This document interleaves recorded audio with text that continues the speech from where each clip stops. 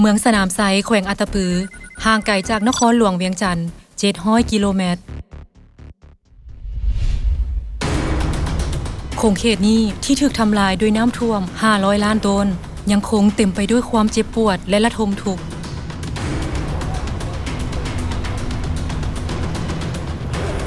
ในวันที่23 กรกฎาคม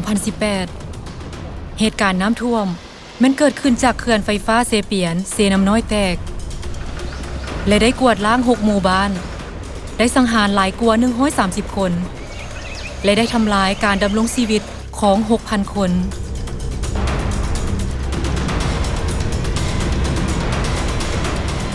ความทรงจำอันแสนเจ็บปวดแห่งภัยพิบัติยังคงหลอกหลอนบรรดาผู้ที่รอดชีวิตว้าวโอ้แม่นะรู้สึกหยาดแหละตอนความหยาดนี่แบบมั่นใจบ่ติดเลยคิดว่าตัวเองสิได้แล้วนะมึงตอนสิได้ก็ช่วยลูกช่วยหลานนี่แล้วก็ตัวเองร้อยก็ยังสิบ่ไหวแหละร้อยน้ำโดยมากก็ทันเลยน้ำมันดูสติเลยคนน่ะบางทีก็เห็นไหลเพราะว่าใจขาดแล้วก็ไหลใกล้บ้านแต่เฮาก็ช่วยยังบ่ได้แหละคนน่ะก็เห็นอยู่ไหลตามมุนทางรถแล่นนี่เอาต้นน้ำมาเอาก็บ่อยู่บ้านนี่เอาก็อยู่ทุ่งนาใหญ่น้ำมันมาตอนประมาณ 8 โมงมันมาแห้งตอนนั้นค่อยก็ยังอยู่หน้าหันค่อยก็บวกเข้ามาเอาเด้เอาเหือมาก็ยังอันนั้นไปบ่รอดน้ำมันมาแห้งอีหยังก็บ่ทันนะเครื่องฟอกยังปาดอยู่เถียงนาเอาแต่ตัวรอด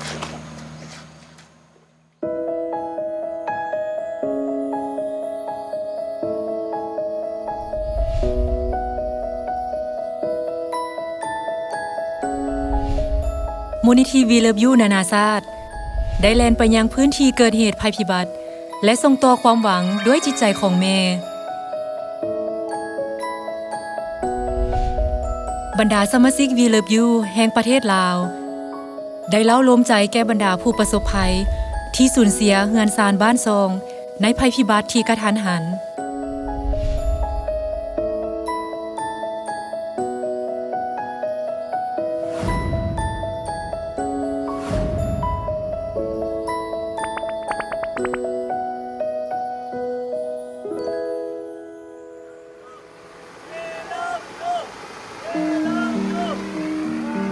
เมืองสนามไซแขวงอัตตปือได้ถูกทำลายย้อนเขื่อนแตกเป็นการยากที่จะเข้าถึงตัวเมืองได้เนื่องจากสถานการณ์หลังน้ำท่วมแต่บรรดาสมาชิกวีเลิฟยูนานาชาติแห่งประเทศลาวได้เข้ามาที่นี่เพื่อช่วยเหลือบรรดาผู้ที่สูญเสียทุกสิ่งไป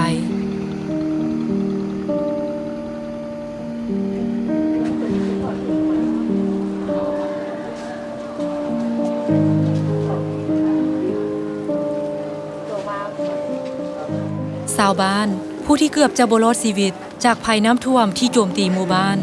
กำลังอาศัยอยู่ในบ่อนพักอาศัยชั่วคราว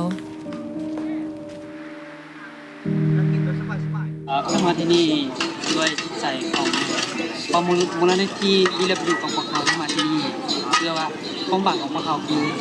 จะมาเพื่อให้เยียวยาจิตใจของประชาชนผู้ที่ได้พบประสบภัยคือ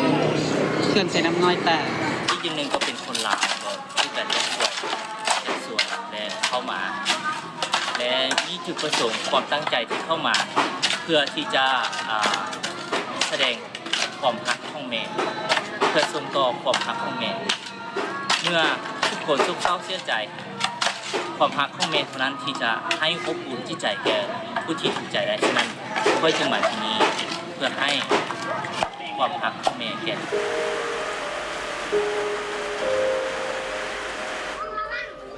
หนึ่งในปัญหาที่เกิดขึ้นกับผู้ประสบภัยแม้เรื่องอาหารการกินนั่นก็เพราะว่า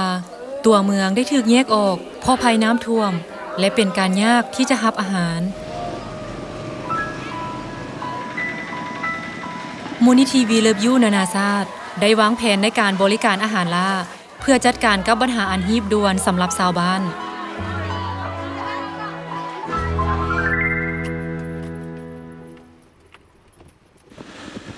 เพื่อสนองอาหารให้แก่พวกเขา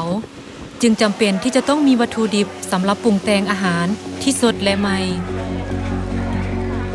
บรรดาสมาชิกได้แล่นไปแม้แต่เมืองปากเซซึ่งห่างไกลจากแคมป์อาหารประมาณ250กิโลเมตรเพื่อซอกหาอาหารจำนวนหลายที่ใช้สำหรับการบริการอาหารล่า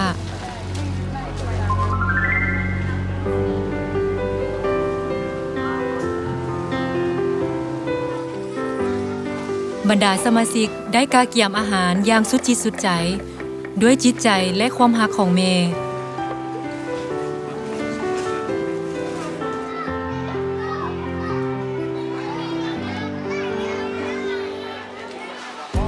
เพื่อให้บริการอาหาร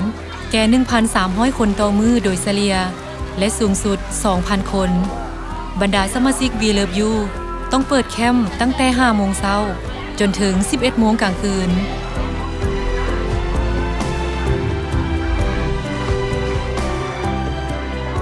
บรรดาสมาชิกต้องการส่งต่อความรักของเม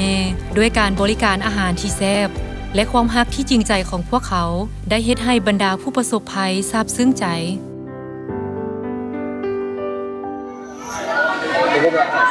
มันจะมีนะจะนวดจะถูกปากก็ได้ใช่ในช่วยเครื่องพอกระทบการเย็นขึ้นมาช่วยดีใจ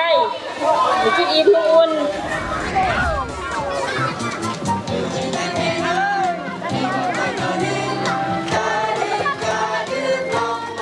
อยู่ที่ฝากหนึ่งของค่ายพักบรรดาเด็กน้อยกำลังเต้นนี่แม่นโรงเรียนสัวขาวที่มูลนิธิ We Love You นานาชาติได้สร้างขึ้นเพื่อบรรดาเด็กน้อยเด็กน้อยประมาณ200คนได้เข้าโรงเรียน We Love You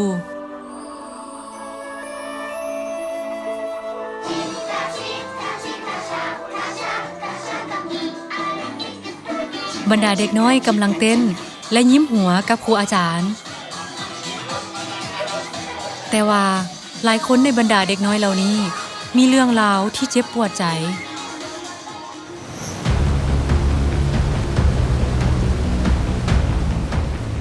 ในมื้อที่เขื่อนแตกและน้ำท่วมที่ห้ายแห้งกลืนกินหมู่บ้านบรรดาเด็กน้อยได้เห็นพ่อแม่ของตนถูกพัดพาไปโดยน้ำท่วมต่อหน้าต่อตาของพวกเขาด้วยความตกใจต่อภัยพิบัติที่น่าย่านกลัวบรรดาเด็กน้อยได้มีอาการพิการทางสมองจึงบ่สามารถเว้าได้บรรดาเด็กน้อยผู้ที่เผชิญกับความย่านแห่งภัยพิบัติต้องการความรู้สึกปลอดภัยและความมั่นคงอย่างใดก็ตามเป็นการยากที่จะดูแลพวกเขาเนื่องจากว่าแม้แต่คณะรับผิดชอบภาคสนามก็ยังยุ่งอยู่กับการฟื้นฟูพื้นที่ประสบภัยพิบัติ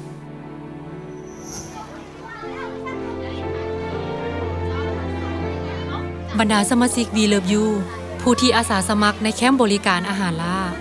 ได้ยินเรื่องราวที่น่าเศร้าสลดใจนี้และได้เต็มใจที่จะดูแลพวกเขาเป็นอย่างดี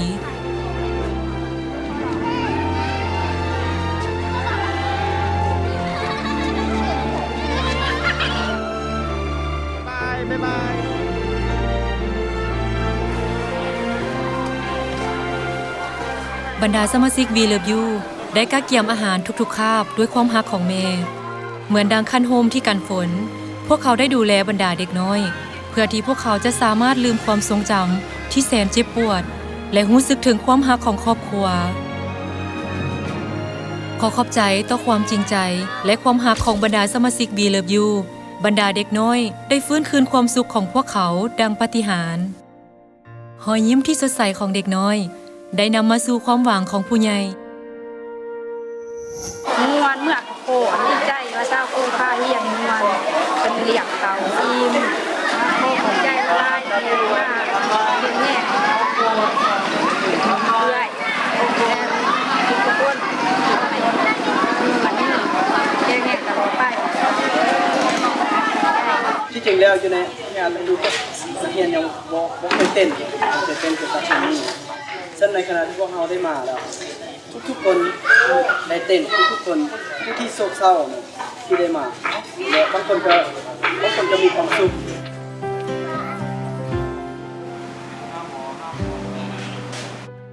เป็นเวลา1 เดือนที่บรรดาสมาชิก We Love You ได้อยู่นำกันกับบรรดาผู้ประสบภัยและได้ช่วยเหลือพวกเขาด้วยความรัก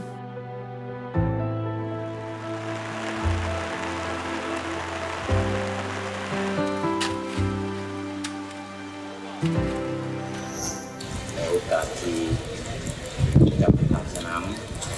มุงจิวีรยูช่วยเหลือตามกิจกรรมต่างๆเป็นอาหารการตัดผมต่างๆเป็นการขอบคุณแก่กำลังห้องของโยมกำลังของบทห้องเจ้าแนะนำคณะผู้สอบของเรานี้แนะนำตัวตัวขอแสดงความสมเชยและขอบอกขอบใจเป็นอย่างนี้ที่ทีมงานวีรยูเธอนี้เรียกว่าคณะดังกล่าวนี้จะได้เคลื่อนไหวหลายกิจกรรมโดยเฉพาะในการช่วยเหลือทางด้านคุณเพื่อนใจมาช่วยเหลือมีความพยายามในการเคลื่อนไหวด้วยความอาหารด้วยผลิตงานต่างๆกิจกรรมต่างๆ อันนี้ขอใจหลายๆเนาะแต่ว่าทางอยู่เพิ่นน่ะมาสวยเนาะก็มีหลายอย่างแต่ว่าก็สำคัญก็เป็นว่าเรื่องงานอนามัยเนาะเพิ่นแบบว่าช่วยเป็นกระบวนการต่างๆเนาะแต่ว่าเฮ็ดอันนั้นเจ้าอุปโภคของเฮานี่นะมีความบริการมันซื่อและมีความสะอาดสวยงามเนาะ ที่แนะนำคณะอภิสรทุนมอโทสนามใส่เนาะขออนุญาตของมกบใจรักพวกรายต่อมูลนิธิของนานาศาสตร์ที่มูลนิธิวีเลิฟยูเนาะที่มาให้ข้อมูลแก่ศูนย์ของกปปจโดยเฉพาะในหมู่นักเรียนในหมู่เด็กๆเนาะ มูลนิธิวีเลิฟยูนานาชาติได้รับใบย่องยอจากเจ้าแขวงอัตตปือและจากเจ้าเมืองสนามไซเพื่อรับรู้ถึงกิจกรรมอาสาสมัครช่วยเหลือดังกล่าวในการฟื้นฟูชีวิตการเป็นอยู่ของบรรดาผู้ประสบภัยและส่งต่อความหวังด้วยจิตใจของแม่ที่ดูแลเอาใจใส่ลูกๆ We love you We love you We love you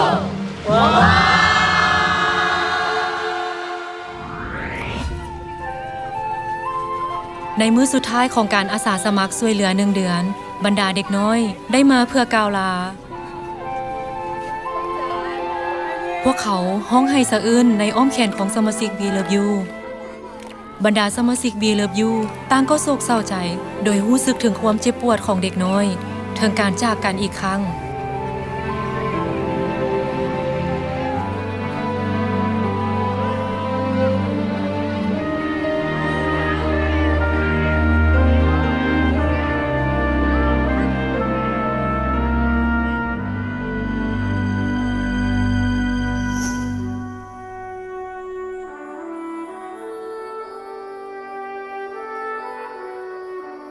นั่นเป็นระยะเวลาแห่งการแบ่งปันความหักแพงของครอบครัวด้วยการกลายเป็นพ่อและแม่ของบรรดาเด็กน้อย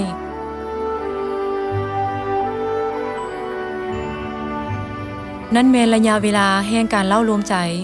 ต่อจิตใจที่บาดเจ็บของผู้ประสบภัยและมอบความหวังแก่พวกเขา